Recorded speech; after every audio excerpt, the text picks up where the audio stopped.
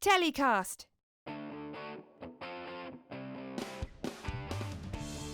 Don't forget you can listen to the full version of this week's show at telecast.com or wherever you get your podcasts. Hi, I'm Justin Crosby and welcome to this week's Telecast. This week, we're heading back to South by Southwest, where I sat down with some of the most innovative companies at the cutting edge of content creation.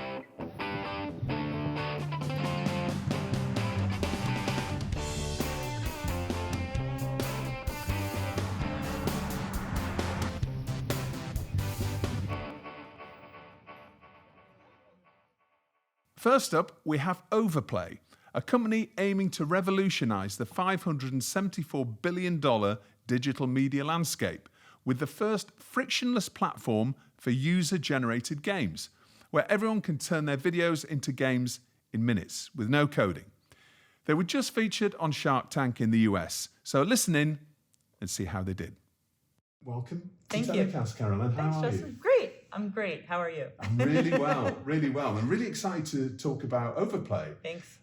Because it's a really interesting new development that is bringing content and gaming together in a way that I haven't seen before. So tell us about Overplay. Yeah, Overplay is truly bringing interactive content and gaming together and video, actually. So imagine gaming plus video together. Anyone can now make their own videos into games in minutes with no code. And it's truly innovative. And we have the patents on all of this too, which is really kind of cool. But yeah, the way that an Overplay works is that you could film anything. It could be you're throwing a Frisbee to your dog and you want to make that into a swiping and a tapping game. So when you want to, you throw the Frisbee, that turns into a swipe. Your dog catches the Frisbee, that's a tap. And you're literally inputting that into, you have your video already on Overplay, and you're literally putting those inputs in, and you're publishing it out into the world. You all have made a game. And so you could kind of think of Overplay, the kind of games that you make with Overplay are like rhythm-based games. So it's almost like playing Dance Dance Revolution or Guitar Hero, where you're trying to match the action that you see on the screen with your input.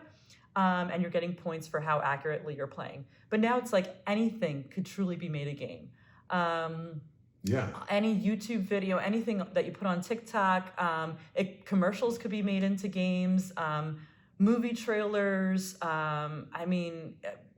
So any type of video, but presumably the best kind of videos are videos that feature more movement. Mm-hmm. Like we might see somebody with a headset going down a mountain bike trail, or somebody doing parkour whatever it might be. But what's really fascinating about this is that it's tapping into the aspect of doing different things when you're watching videos, which so many people do on their handsets. Right. So gamifying and also listening or engaging with the content. Right. And it's also providing another opportunity for content creators to monetize their content, which is perhaps the really interesting aspect of this. Tell us how that works then. So I'm a content creator. I've got a short form video. Is there a minimum length of video that it needs to be? So we call this snackable content, right? So we're not competing with like the 60-hour gameplay video game AAA titles. We kind of see ourselves as being the next step up for social media, right? So snackable content, our sweet spot is really like 30 to 45 seconds. However, we found with certain creators where there's some really great storytelling that it could be like a 4-minute piece that it just feels like, it's continuous like interactivity. We've had one content creator where we actually took a piece of their content and gamified a whole 4-minute piece that they that was just absolutely spectacular. So but snackable content, and the way that it would work is basically you could dip into a portfolio of content that you might already have as a creator. So maybe it's something that you created 2 years ago, but now you're like, that would make a really great game. Or it could be something new where you're like, you know what? I want to make something brand new, film it in a new way, maybe rather than a POV basketball kind of game, which is normally what I film. Maybe I'm going to film it from over the shoulder because that would make an even better game, you know? And so I think that Overplay just being thought of now as like, now you can make any of your video interactive. You might want to think of filming in a new way to make it even more engaging. But what we've really found with Overplay is that people will play this piece of content again and again and again. They'll play Overplays again and again and again, actually play it like 3, 4, 5 times in a row, all the way through because they're trying to master the game. And so rather than somebody just watching maybe one of your YouTubes only once, now maybe they'll watch it 5 times and interact with it. So Overplays are so much more, your content is worth more. And we believe that that'll translate into dollars and cents easily once we start monetizing. We're not monetizing yet. We're bringing on pilots, people who want to try making content with us in the beginning. We have like really great games. I think we've made over 1,000 games. And you download Overplay, you just like TikTok, you flip through, you're able to play games that other people have made, other brands have made. And yes, snackable content is really our sweet spot right now, but who's to say it couldn't serve longer form content as well? Yeah. Okay. Mm-hmm. And so we're talking about content monetization, which is obviously really attractive to content creators. Yeah. How does that work then? Yeah. So when we do start monetizing later this year, as you kind of flip through games, there will be interspersed ads. But those ads will also be games. So it'll feel like a seamless experience. We right now actually on Overplay, if you download the app, you'll see that we actually did gamify a Pepsi commercial, Pepsi and Bad Bunny commercial. We've shown this to Pepsi. We've shown this also to Bad Bunny's reps, so they know it exists. Yeah. But what we wanted to show is that a commercial just taken right from what they posted on YouTube could actually made into a game.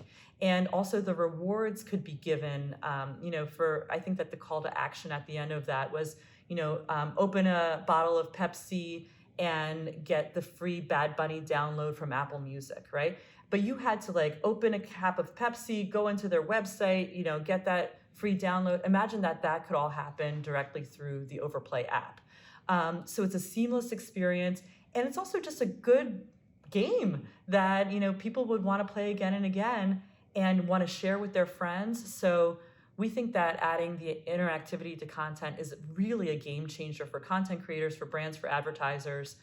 We could not be more excited about what Overplay is going to produce. Yeah. And it's you've basically got to a certain stage of crowdfunding, haven't you? Tell us about. Well, first of all, tell us about the genesis of Overplay, where it can, because there's a connection with Sesame Street, isn't there? It's a little bit different. My co-founder, Dan Perjansky, and I met at Sesame Street.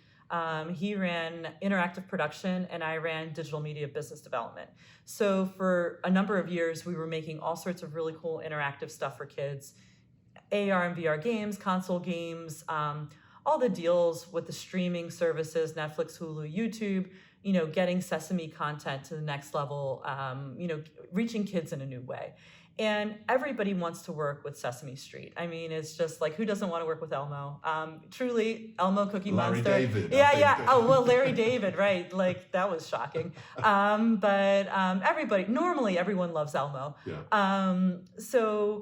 Dan and I met there, but we were kind of consummate entrepreneurs. We were always building something on the side, not together, but Dan actually originally did come up with the idea for Overplay by watching POV mountain biking videos on YouTube, where he felt like he was driving along with or steering along with the mountain biker.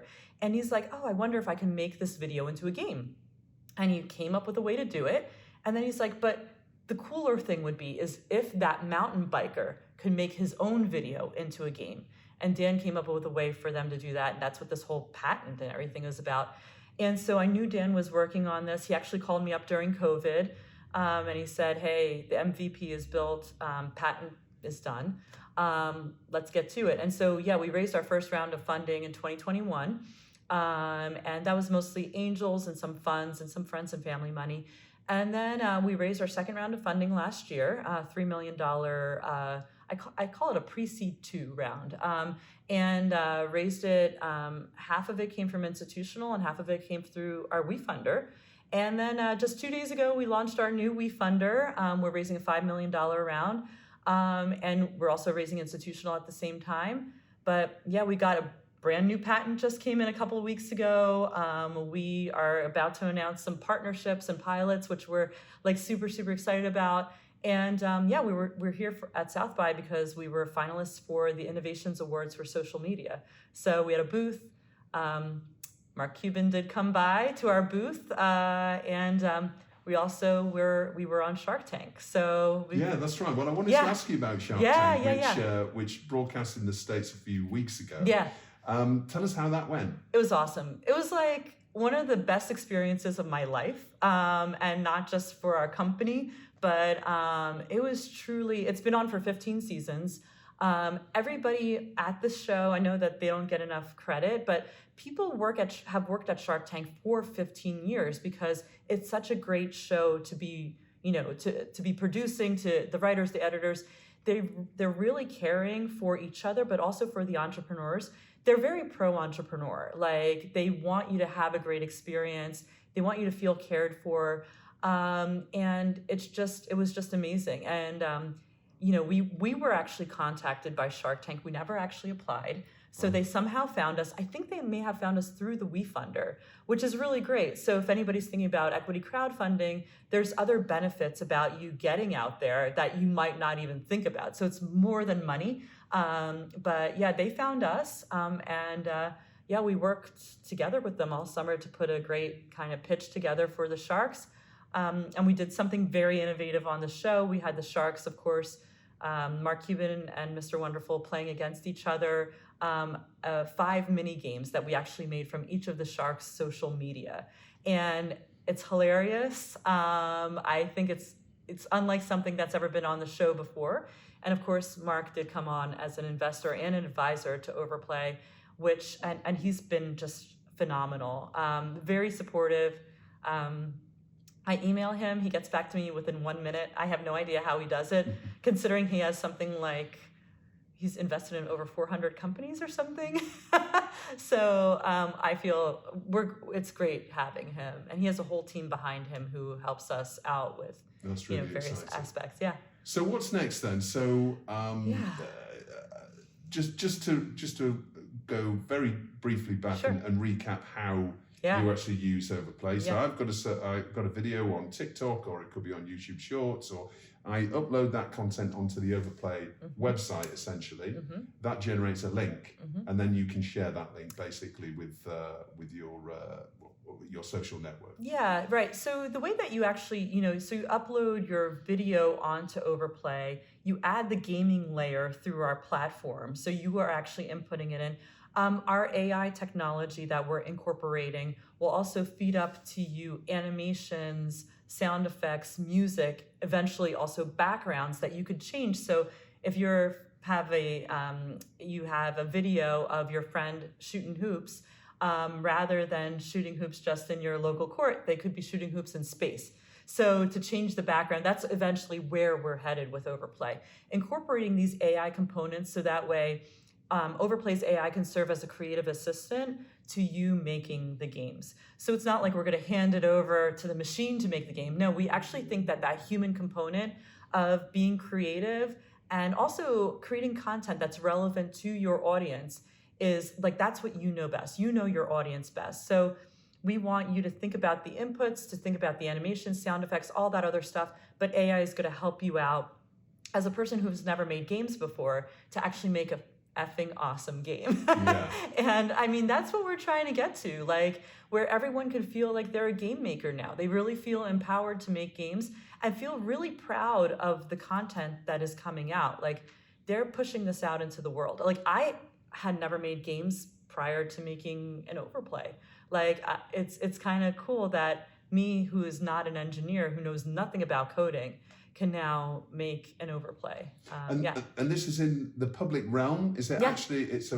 We can all go to Overplay and we can go and have a check of that out and start monetizing it right now. We're gonna turn on monetization in the second half of this year. So we're kind of putting all those hooks into place. But yeah, we're going to be monetizing through Overplay, through our own platform. But we're also eventually wrapping up the tech into an API that then could be inserted onto other apps and websites. And so we're aiming for all that to happen by the end of this year.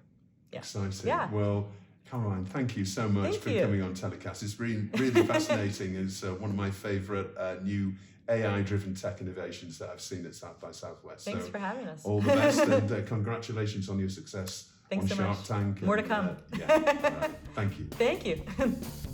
Well, that's about it for this week's show. I hope you enjoyed it. We'll be back with more videos from South by Southwest very soon. Telecast was produced by Spirit Studios and recorded in London. Until next week, stay safe.